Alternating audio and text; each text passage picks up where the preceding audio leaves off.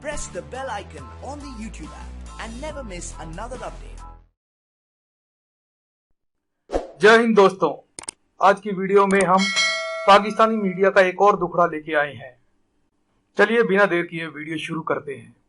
लगता है कि इतनी बड़ी इन्वेस्टमेंट को लेकर आए हैं कि जिससे जो आईएमएफ का प्लान जो है वो चले, इस मर्तबा ले लिया, अगली दफा ना ले, ऐसा कुछ हुआ? नहीं, इस वक्त जो मेरी नजर में मैं देख रहा हूं, Pakistan is trying to milk everybody.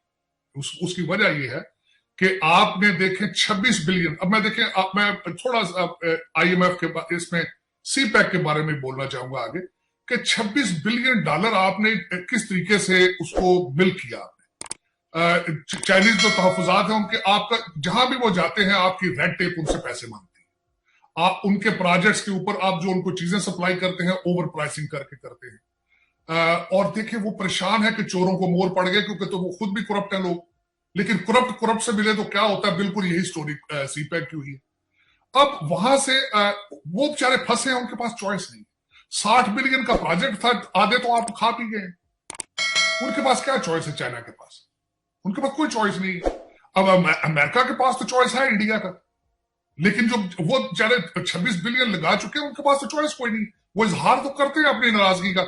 जिस तरीके से खान साहब को रिसीव किया गया एयरपोर्ट पे, उन्होंने रिसीव इस तरह किया जिस तरह इस्लामाबाद के मेयर को किया जाता है रिसीव। देखिए ना, एक बहुत मामूली नौयत का जो आया गवर्नमेंट ऑफिशियल उनको रिसीव करने, इस तरह प्राइम मिनिस्टर को रिसीव तो नहीं किया जाता। और दूसरा वहां पे जाके फिर जूम पे मुलाकातें की गई उनसे। हाँ, तस्वीर तो कहते हैं, ये जो तस्वीर आप जिसकी बात कर रही हैं, ये हो सकता है कहीं साइड लाइन में या किसी जगह पे खड़े होकर सिर्फ एक फोटो आप किया हो, लेकिन उन्होंने बिल्कुल आपको ट्रीट ऐसे ही किया जिस तरह खैरात मांगने वाला आता है और जिसको ट्रीट किया जाता है। देखिए ना, जब भी आप जाते हैं कहीं पे, बाइलैटरल चीजें होती हैं। अगर आपके पास कोई प्रोडक्ट बेचने के लिए हो, प्रोडक्ट को देने के लिए, एक्सचेंज करने के लिए कुछ हो, लेकिन जब आपकी इंटरनेशनल रिप्यूट ऐसी हो कि आप जिनसे पैसे लेते हैं आप उनके साथ डबल गेम करते हैं दूसरी साइड, और तीसरा आप हर चीज बेचते हैं आपकी। मैंने अफसोस के साथ मैं कहता हूं, बहुत ज्यादती होगी कि आपकी जो 70,000 शहादतें हैं दहशत गर्दी के खिलाफ, वॉशिंगटन डीसी और वेस्टर्न सिविलाइजेशन ये समझती थी आपने वहां पे भी पैसे बनाए हैं। जंग अगेंस्ट दहशत गर्दी आपका कारोबार था। तो ये अचानक से कैसे हो गया? इसमें मुझे कोई ज्यादा इस पे वजन नजर नहीं आता, क्योंकि खान साहब का जो ट्रिप चाइना का है उसको भी मैं कई एंगल से देख रहा हूं, क्योंकि एज ए कर्जा मांगने के लिए तो शायद कामयाब हो। एज ए प्राइम मिनिस्टर इतना मैं समझता हूं सक्सेसफुल नहीं था। उनकी रिसेप्शन जो थी वो कोल्ड थी, वहां पे उन्होंने इतना वार्म नहीं किया। और जो रशिया है वो यूक्रेन में इस वक्त इतना बिजी है अपनी डिप्लोमेटिक फ्रंट पे और मिलिटरीली, तो मेरे ख्याल में इन चीजों के तनाजर से अगर देखा जाए तो Pakistan is nowhere on the radar of Russia. और अगर आप एक मिनट के लिए ये सोचें कि पुतिन के साथ खान साहब बैठेंगे तो क्या देने के काबिल होंगे उनको, वो क्या लेने के काबिल होंगे। यहां तक तो मैंने सुना है कि ये काजकिस्तान और रशिया से भी पैसे मांगना चाहते हैं, कर्जा लेना चाहते हैं, लेकिन इन रिटर्न जो है वो रशिया क्या ले सकेगा इनसे। पुतिन का क्या इंटरेस्ट हो सकता है इस वक्त इमरान खान साहब के साथ, जबकि अमेरिका भी कोल्ड शोल्डर है, चाइना आपसे नाराज है सीपैक पे। और अंडर गिवन सर्कमस्टांसेस लेटली अभी रशिया ने S-400 इंडिया को दिया है, और इंडिया प्रेशर भी है उनके ऊपर के खान साहब को ना मिला जाए, पाकिस्तान के साथ डील ना की जाए। मैं यहां पर यह भी बताना चाहूंगा कि आपकी इंडियन लॉबी जब भी यूरोप में किसी मुल्क से अपने रवाबत बढ़ाते हैं या असला खरीदते हैं, तो साथ ही उनकी ये भी कंडीशन होती है कि to give a cold shoulder to Pakistan, और वो अपनी डिप्लोमेसी में कामयाब है काफी हद तक। मुझे तो ये सिर्फ एक पॉलिटिकल ऑक्सीजन गेन करने के लिए एक ब्लफ नजर आता है, इससे ज्यादा नहीं है। अब देखते हैं, एक महीना है, एक महीना भी तो बड़ा शॉर्ट पीरियड है कि इसमें खान साहब ने जाना वहां पे, तो क्या देंगे, एक्सचेंज क्या होगा, क्या मेरा पैसे लेने के लिए तो जा सकते हैं मांगने के लिए, लेकिन देंगे क्या इन रिटर्न, ये एक क्वेश्चन मार्क है। लेकिन ये कि बदलती सूरत हाल में कोई पता नहीं है, क्योंकि इस वक्त जिस तरीके से ये चाइना गए हैं, अमेरिका को स्नब किया इन्होंने, हो सकता है कि पुतिन साहब की ख्वाहिश हो कि पाकिस्तानी प्राइम मिनिस्टर वहां जाए अमेरिका को स्नब करने के लिए।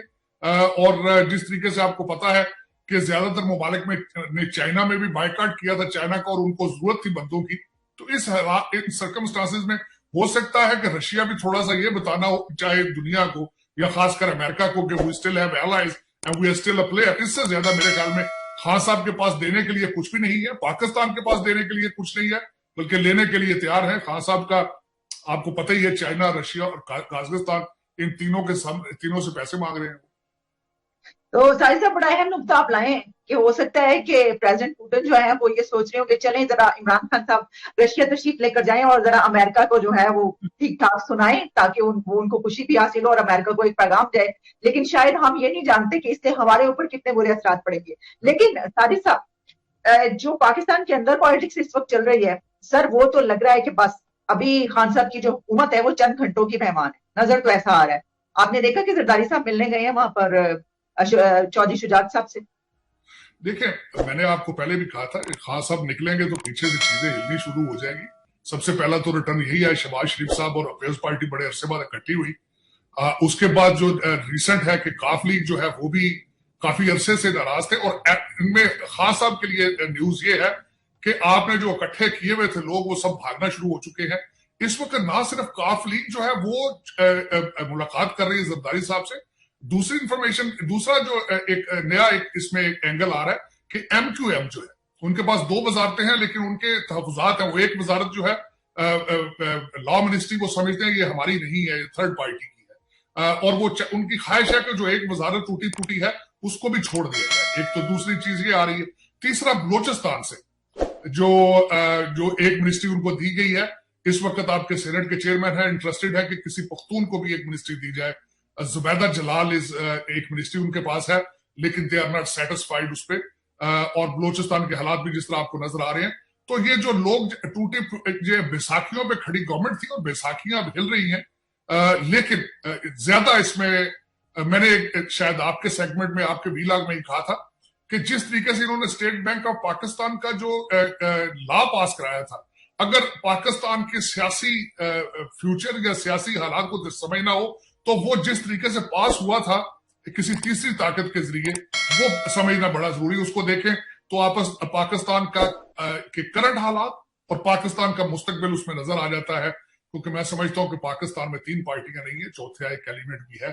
اس کے بغیر جو ہے وہ آپ کے سیاستدان جو ہے جس طرح کی ڈیل ہوتی ہے، جس طرح کی چیزیں بناتے ہیں، اس کے بغیر وہ نہیں کر سکتے. تو اپوزیشن ایک کمزور ترین اپوزیشن تھی. میں سب سے بڑا یہ اپوزیشن کا جو عدم اعتماد کا لے کے آنے کا ہے اس کو میں ایک اور چیز سے بھی ڈیفائن کروں گا کہ دیکھیں سینٹ میں میجورٹی نون لیگ کی ہے، لیکن نون لیگ کا حزب اختلاف کا چیئرمین بھی نہیں ہے ان کا.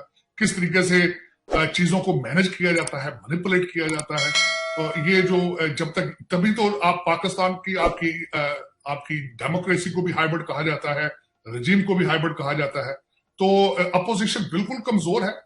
اور تیسرا میں جو آپ بتا رہی تھی کہ اگلے 48 گھنٹے یا اگلے 2 مہینے، میں تو 2 مہینے کہوں گا، اس میں عالیہ دیکھیں اتنا افسوسناک بات ہے. کہتے ہیں کہ فیبروری اور مارچ میں اگر کچھ نہ ہوا تو پھر کچھ نہیں ہوگا. وہ کیوں؟ کہتے ہیں آگے گرمیاں آ جائیں گی، اس کے بعد لوگ باہر نہیں نکل پائیں گے. تو آپ تو موسموں کے حساب سے آپ کی گورنمنٹیں چل رہی ہیں، موسموں کے حساب سے آپ کا فیوچر ڈسکس ہو رہا ہے. تو کہتے ہیں کہ فیبروری مارچ کے بعد گرمی اتنی ہو جائے گی کہ کوئی بھی تحریک جو ہے وہ چل نہیں سکے گی، نہ مارچ ہو سکے گا. تو واقعی آپ کی بات ٹھیک ہے، 60 days آر ویری امپورٹنٹ. ان 2 مہینوں کے اندر ہی جو کچھ کرنا ہے. اور اس توڑ جوڑ میں دیکھیں کہ ATM کھلتی ہیں یا پھر اس پہ کالے چلتی ہیں. یہ 2 عوامل جو ہے وہ چلیں گے. اچھا ساجد صاحب، اس میں یہ بھی بات ہے جس طرح آپ نے وہ تو ٹھیک کہا کہ گرمی آنے والی ہے تو وہ سب کہتے ہیں کہ چلیں اس سے پہلے جو ہے کون گرمی میں نکلے اتنی مشکل میں.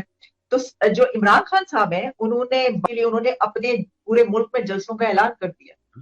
تو اس سے، اور آپ کو پتا ہے جو آپ نے بھی بات کی کہ اس سے پہلے ملاقاتیں ہوئی ہیں زرداری صاحب کی، اور انہوں نے تو باقاعدہ آصف علی زرداری نے جو کاف لیگ ہے اس کو یہ کہا ہے کہ آپ نو کانفیڈنس ووٹ میں ہمارا ساتھ دیں، اور ساری پارٹیاں.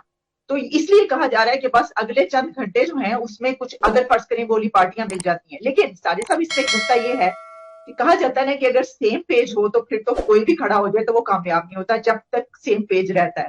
اس پہ آپ کیا کہیں گے؟ بالکل آپ کا تجزیہ، بالکل آپ کا اس تناظر سے یہی تو میں کہہ رہا ہوں کہ وہ میں نے آپ کو کہا تھا نا کہ جس طریقے سے وہ اسٹیٹ بینک آف پاکستان کا جو لا پاس کرایا جس طریقے سے ایک تیسری طاقت نے، تو اگر تو وہ تیسری طاقت जिस तरह शेख रशीद साहब ने फरमाया था कि हमारे सर पे हाथ रख के जो लाए थे वो अगर साथ रहे तो फिर हर चीज चलेगी, और अगर वो हाथ किसी और के पास चला गया तो फिर कोई और आ जाएगा। ये तो एक अंडरस्टूड सी बात है। मूवमेंट पाकिस्तान, इमरान खान साहब की गवर्नमेंट जो थी वो तो इतनी इंतहाई कमजोर थी, जिस तरीके से आपको पता है इनकी जो कौमी असम्बली में इनकी अक्सरियत है, जिस तरीके से ये सेनेट के इनके हालात हैं, जिस तरीके से ऑर्डिनेंस के जरिए इन्होंने अपनी गवर्नमेंट को चलाया, जिस तरीके से उन्होंने प्रेसिडेंशियल ऑर्डिनेंस के जरिए, तो उसमें तो कोई ढकी छुपी बात नहीं है कि अब देखें क्या होता है। जो रिसेंट एक जिस तरह आपने कहा जलसों का इन्होंने किया है, एक और उसी तनाजर से खबर है अली अमीन गंडापुर साहब के भाई को जो नाअहल करार दिया गया है। अब उसमें मेरी मिली जुली ओपिनियन ये है कि एक मैसेज तो खान साहब को ये दिया है उन्होंने, जिस तरह आपने कहा कि जलसों के बारे में कि you have to be very careful, एक सिग्नल दिया उनको कि ध्यान से जरा करना है कि हर जलसे में जाके, जिस तरीके से केपीके में कहा जाता था, हमारे स्पीकर साहब असद कैसर साहब जाके बयान देते रहे थे कि मेरे पास इतना पैसा मौजूद